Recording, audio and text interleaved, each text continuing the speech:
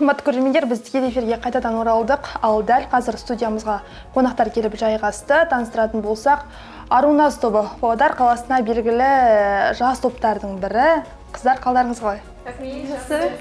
Таң қалайды сіздер үшін. Таң қалайды. Жақсы, керемет. Жақсы, енді сіздерді енді ғана шығып жатқан бір жас топтардың бірі ретінде білеміз. Жалпы осы топқа қалай келдіңіздер? Сол туралы тоқталып өтіңіздерші. Осы топқа біздің продюсер Инстаграмнан бізді көріп, бізбен хабарласып, сосын біз келдік. Солай бізді тауып. Сіздер өздеріңіз енді студентсіздер ғой? Иә, біз музыкалық колледжде оқимыз қазір. Үшеулеріңіз бір топта? Иә, үшеуміз бір топта. Жақсы. Жалпы енді әншілікке қалай келдіңіздер? Соған тоқталайықшы, содан кейін өрбітетін боламыз. Әншілікке біз кішкентайынан бастап, ата-аналарымыз бізді музыкалық мектепке апарып, сонда оқып, сол вокал жағынан, сосын сол мектептен музыкалық колледжге түсіп алдық. Бізді үшеумізді бір колледж біріктірді. Бір топ біріктірді. Бұл топқа жету үшін сіздер белгілі бір байқауларда жеңдіңіздер ме? Жоқ. Бала кезімізде негізі жеке-жеке конкурстарға қатысып, бала кезден. Сонда ары қарай бұлай дамып, осылай топ құрып Топ болдыңыздар дейсіз ғой? Жақсы. Продюсерлеріңіз, ол кісі де енді жас продюсер ретінде бізге белгілі. Жалпы өзінің бір қандай да бір талаптарын қойды ма осы топқа келген кезде? Әрине, біз көп арнайы контрактқа отырдық. Өзінің шарттары болды. Сол шарттарға келісіп, біз барлығын ойластырып, бір неге отырдық. Контрактқа неше жылға отырдыңыздар? 2 жыл. 2 жыл. 2 жылға? Иә, 2 жыл. Бір жыл өтіп кетті ме? 1 жыл 30-шы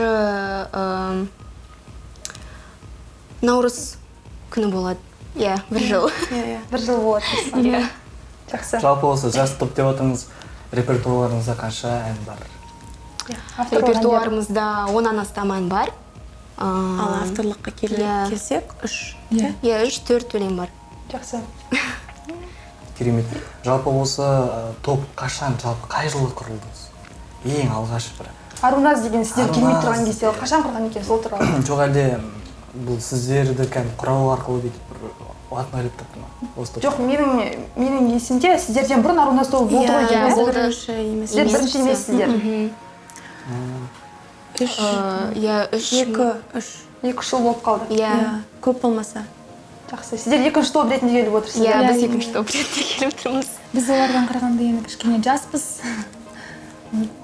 Керемет, жалпы осы топта, енді топ болсыздар, енді контрактта отырып отырсыздар. Жалпы бір арнайы бір жұмыс уақыты бар ма? Осындай уақытта келесіңдер студияға, осындай уақытта өлең жазамыз, осындай уақытта дайындаламыз деп. Ондай әрине бар, бірақ біз осы колледжде оқи тұра, кішкене өзімізге қарай уақыт біздің уақытымызға қарай. Иә. Сіздер уақыттарыңызға, аңғайларыңызға қарайды ғой? Иә. Керемет. Жалпы осы репертуарларыңыздағы ең алғашқы ән авторлық? Сен бағым әні. Бірінші. Сонымен қатар сұрайын дегенім, сіздер қандай да бір конкурстарға осы топ болып келгеннен кейін белгілі бір конкурстарға қатыстыңыздар ма? Жоқ, бірақ ойымызда бар. Алдағы уақытта? Иә, алдағы уақытта. Желтоқсан айында біз бір конкурсқа біратымыздың несі бар. Соған дайындалып бар. Иә, Құдай қаласа. Жақсы. Енді топ болғандықтан сіздердің киімдеріңізге, бет әлпеттеріңізге, шаш үлгісіне енді қыз балаға айта берсек көп қой. Жалпы оған кім мән береді? Біз бәріміз. Өздеріңіз. Өзіміз. Киімдеріңіз кәдімгі өздеріңіз? Иә. Елмесаға ақшасы беріп отырады. Продюсер дейсіз ғой. Біз ойластырамыз. Продюсер, енді әрине продюсер болғандықтан барлығын қамтамасыз ету керек. Жақсы, өздеріңіз енді музыкальный колледжда оқимыз деп жатырсыздар. Қандай музыка мамандығы екені белгілі? Соның ішінде болады, домбыра сыныбы деген сияқты соған тоқталып өтсек. Хор дирижерлеу бөлімі. Біз Айгерім екеуміз ұлпан ән салу бөлімінде. Жалпы енді нешінші курссыздар? 3-ші курс осы биыл. ендігі жылы бітіресіздер. иә ендігі жылы бітіреміз. ауыр болушы еді ғой кеш өту сияқты контрактілеріңізде сондай бар ма тұрмысқа шықпау керек деген иә сондай бар. керемет жалпы осы авторлық өлеңдеріңізден бір жіберіп жүрсеңіздер әрине. Өмір жолында орындалып асыл арман жолықтырған сені маған тағдырдан сыйысын. Бақыт бағында сынап жатса мына жалған сезім үшін жүрек қорған тек сенің гүліңмін. Сен бағым ғашық етті мені саған жастық жалын ардағым. Сыйластық деп білейікші өмір мәнін сен бағым. Ғашық етті мені саған жастық жалын ардағым. Сыйластық деп білейікші өмір әнін. Адал махаббат нұрландырып жанарымды шаттық сыйлап жана қырлы берған бақытсын. Бір мен үшін өзгеше дара туған көз алдыма қашанда дара туған. Көңіл көктемі көмкергенде сырды мен арнадым тек саған әмін жырды. Жақсы тамаша. керемет Иә, осы әннің мәтінін кім жазды мәтінін демей қой. Әнін жазған жақсы таталай басқан. Осы әннің жоқ әннің мәтінін Бақытнұр Шерікбай сіз жаздыңыз. әнін кім жазды Әуен мен жаздым. Және Астанадағы Әкімхан Маженов деген кісі сол жазды. Жақсы, енді әуенін өзім жаздым деп жатырсың. Жалпы сазгерлікке қалайсың? Енді осыған қарағанда бір жақсы бір сазгер шығатын сияқты болашақта. Иә, енді мен расын айтсам, осы жылы байқадым, сондай менде талап бар екенін. Елемес аға маған айтты, мен саған арнаймын, енді соны өзің неңді қос шығара алсаң, маған сондай бір берді. Тапсырма берді. Тапсырма берді, иә. Жақсы. Менде үйде инструмент бар, фортепиано, сонда ойнап, ноталарын жазып, сонда Елемес ағаға сол айттым. Елемес аға әуені дайын көріп, сынап алыңыз, иә. Ол тыңдап, сонда айтты, күшті, жақсы, керемет. Сонда менің әуенімді қабыл алды. Жақсы. Енді болашақта тағы да жеке авторлық ән шығару ойларыңызда бар ма? Жалпы кіммен жұмыс істеп жатырсыздар қазіргі таңда? Қазіргі таңда біз өзіміз ешкіммен жұмыс істемейміз. Бірақ авторлық ән шығару ол әрине бар. Иә. жалпы бақытым мен осы аруыңызға дейінгі өмірлік өмір баяндарыңыз қызықтырып тұр. Жалпы бұған дейін әрқайсыларыңыз әр салада мысалға әр байқауларда өнер көрсеттіңіздер. Мектеп қабырғасында дейікші, иә? Әрқайсыларыңыз тоқталып өтсеңіздерші, мысалға сіз Мысалы, мен Екібастұз қаласынан музыкалық мектепте оқығанмын, фортепианода, вокалда. Конкурстарға сол мектеп қабырғасында қатыстым. Ән айтып жүрдім концерттерде. Бірақ сондай бір топтарда, мықты топтарда әлі ән айтып көрген жоқпын. Міне менің бірінші тобым, және мен оған өте қуаныштымын. Жақсы, әнші боламын деп келдіңіздер. Иә. Әнші болдыңыздар. Жақсы, енді сізге тоқталсақ, Әйгерім? Мен осы Павлодар қаласының нөмір 1 атындағы Құрманғазы атындағы музыкалық мектебін бітірдім. 7 жыл оқыдым сонда. Вокал мен фортепианоның. Сосын болды, солда мектеп қабырғасында ән айттым, концерттерге қатыстым, конкурстарға қатыстым да. Солай болдым. Жақсы, сіз? Мен негізі Ақсу қаласынан. Жерлес екенбіз, Жақсы. Негізі мен анда, қалай айтсам, Ақсуда да оқыдым, Павлодарда да оқыдым. Бала кезінен 4-ші сыныптан бастап балдарды дарынды балаларға арналған музыкалық мектеп интернат кешенінде оқығам. Сонда Ақсуға да көшіп, Ақсудың мектебінде де оқыдым музыкалық. 2-ші мектепте номер 2 жалпы орта білім беру мектебінде. Сонда жалпы мен осы дарынды балаларға арналған павлодарлық осы школа интернатта сол бітірдім 9-ші сыныпқа шейін. Сонда осы колледжға түсіп, былай оқыдым ары қарай. Керемет.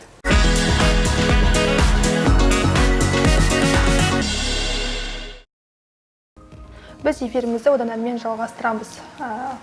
Сұхбатымызды жалғастырсақ, жалпы қыздар сіздердің бір еліктеп деп айтпай-ақ қояйын, үлгі тұтатын жандар бар ма? Кімге қарап? Иә, әрине ол кешью тобы, алтын құрамын бәрі адамдар біледі. Сол құрама қарап бізде алатын заттарды аламыз, өлеңдерінде көбінесе кешьюдің әндерінен. Айтасыздар ма жалпы? Иә, айтамыз, біздің репертуарымызда кешьюдің әндері өте көп. Бұдан бөлек қандай? Топтар. Бұдан бөлек Жайран тобында тыңдаймыз. Иә. Өте заманауи топ. Бұл топтың ойы ма, жоқ бұл жеке-жеке пікір ма? Енді Кешью тобын айт деп Кешью тобын айт деп жатсыздар, Жайранын айт деп жатсыздар. Әрқайсыларыңызда бар ма бір? Топтан қарағанда да жалпы солисттар да ұнайды бізге. Мысалы Айдан Емленова жалғыз айтатындай дауысы жақсы. Жанар Тугалова. Сол керемет әншілерін. Мадина Садақасова. Сосын Ариана Гранде деген әнші ұнайды өте қатты. Сіздер қарап тұрса, Бекбол бұл кісілердің сөзі бір жерден шығатын сияқты, Кісілер кәдімгі бір адам сияқты бір. Жақсы, енді кішкентай кезімізде кешью болған жоқ, Жайран болған жоқ. Кімге еліктеп өстіңіздер? Әнші болам деп, осы апамдай әнші болам, осы ағамдай әнші болам деп. Мен бала кезінен Тамара Асар деген әнші жақсы көрдім, әншіні.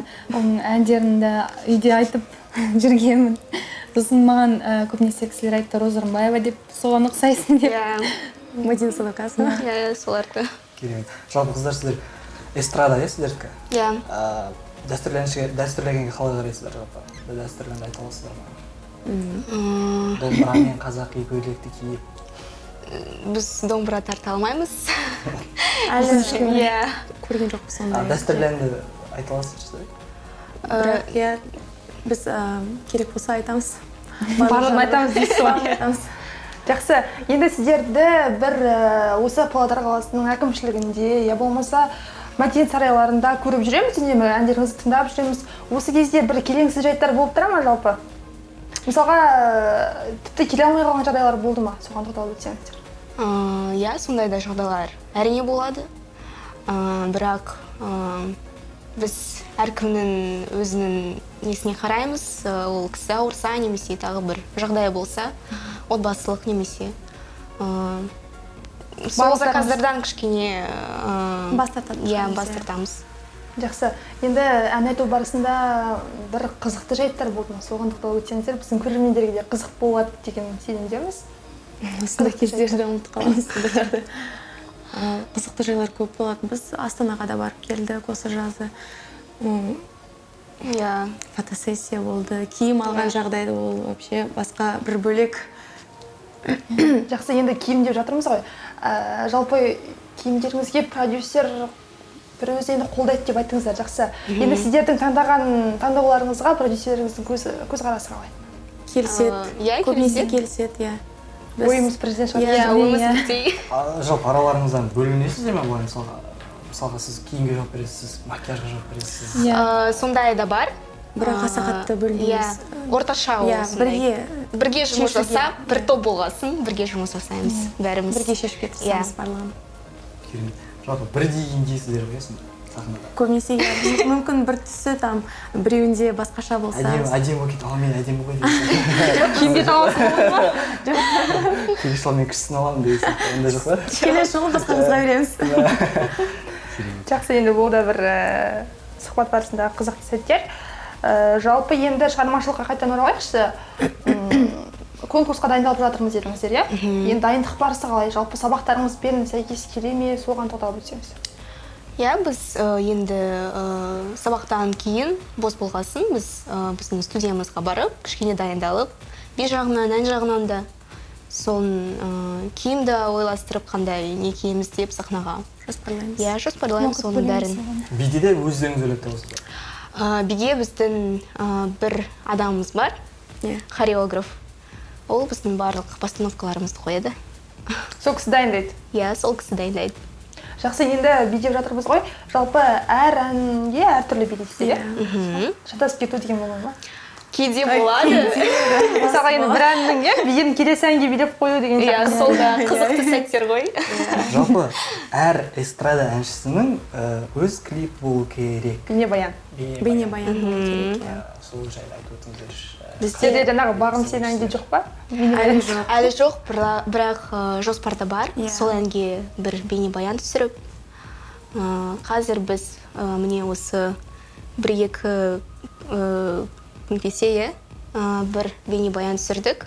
Кавер-клип. Кавер-клип. Соны күтіп жүрміз. Иә, соны қандай әнге соған тоқталып өтейікші жалпы? Бұл да жаңалық Айри деген әнші, мұң айтпай енді жаңа әні шыққан, сол бізге өте қатты ұнап қалды. Сол біз соған кавер түсіреміз деп шештік. Сосын соған бір кішкентай кавер-клип түсірдік. Қайда түсірдіңіздер? Қала сыртында. Павлодарда. Иә. Жалпы кейін бір атақты әнші болып жатсаңыздар, бір шетелде клип түсірген қалай қарайсыздар, немесе отандық Әншілер. жалпы отандық дегенде отандық біздің отандық табиғатты таңдайсыздар ма, әлде шетел табиғатын таңдайсыздар ма? Жоқ, бізде де түсіруге де болады, сосын бір скучно болмасын деп басқа бір елге де баруға да болады. Жақсы, қолдайсыздар ма жалпы? Енді қазіргі әншілердің көбі осы Қазақстанда емес, басқа елдерде түсіріп жатады, иә? Соған қалай қарайсыздар? Көзқарастарыңыз. Мен жаман Иә, жаман емес ол. Дұрыс деп ойлайсыз? Иә, дұрыс. Клип әдемі шықса, ән сапалы болса, бәрі жақсы. Иә. Неліктен менің ойымша, өзіміздің елде түсіруге болатын сияқты. Әрине. Барлығы түсіріп тастайды дейсіз ғой? Қазақ жерінде, бүкіл жерлерінде, осы қазақ жерімізде барлық жақсы жерлер жоқ. Сонымен сондай болады шетелде. Алматының табиғаты өте ұнайды. Барлық жер емес қой енді сонда. Сондықтан жағдай келіп жатса шетелге бейнебаян түсіруге дұрыс дейсіздер ғой? Жоспарда бар ма? Қызық сұрақ қояйын сіздерге. Кешіңіздер қазақи бір клип түсіруге ойда бар ма? Қазақи ән. Ол үшін енді қазақ жақсы бір ән болу керек сияқты. Мысалға бір салт дәстүрді дәріптейтін бе, иә? Ол үшеумізге ұнау керек қатты, сол үшін. Жақсы, енді ол болашақтағы жоспардың еншісінде. Жақсы қыздар, бізде уақыт шектеулі, бізге уақыттарыңызды бөліп, сыр сұхбаттасқандарыңызға көптен көп рахмет. Сізге рахмет. Жақсы шығармашылыққа табыстар тілейміз, әрдайым биік белестерді бағындыра беріңіздер. Рахмет, Ешқашан ауырмаңыздар, өздеріңізді күтіңіздер, сонда сіздерден жақсы ән шығады деген ойдамыз. Рахмет. Иә, келесі жолы тағы бір жаңа әннің тұсауын осы студияда кесейік деп үміттенеміз. Жақсы қыздар.